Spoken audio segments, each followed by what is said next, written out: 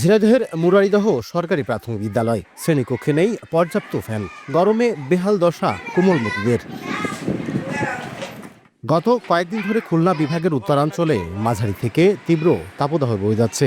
এর মধ্যে কয়েকটি সরকারি প্রাথমিক বিদ্যালয়ে পর্যাপ্ত ফ্যান না থাকায় ভোগান্তিতে পড়েছে শিক্ষক শিক্ষার্থীরা। গরমের কারণে শিক্ষার্থী উপস্থিতি কমে গেছে বলে জানান শিক্ষকরা। শিগগিরই ফ্যানের ব্যবস্থার পাশাপাশি মর্নিং শিফট চালু করার দাবি সংশ্লিষ্টদের। ফ্যান নাই, আমাদের খুবই কষ্ট হয় আর গা খুব ঘামে। বাড়ি জাতীয় গরম লাগে, কেন বসে থাকলে গা ঘেমে যায়, কারেন্ট চলে যায়, ফ্যান নষ্ট হয়ে গেছে। অনেক সময় বমি করছে, আমাদের অনেক সমস্যা হচ্ছে। বিমটি ভেঙে গেছে, আসলে এর মেরামত করা সম্ভব না। কি হয়েছে, বাচ্চা অসুস্থ, জ্বর এসছে, ঠান্ডা লেগেছে, এরকম। বাজেট সংকটের কারণে বৈদ্যুতিক ফ্যান কম। দুপুরের সময় যদি আমাদের স্কুল শেষ করে দেওয়া যায় তাহলে বাচ্চাদের অনেক ছেলেমেয়েদের অনেক সুবিধা হয়। বিষয়টি নিয়ে ঊর্ধ্বতন কর্তৃপক্ষের সঙ্গে আলোচনা করে সমাধানের আশ্বাস কর্তৃপক্ষের। এই বেল্টের জন্য আলাদা কোনো টাইম শিডিউল করতে পারেন কিনা সেটা আমরা অনুরোধ করব।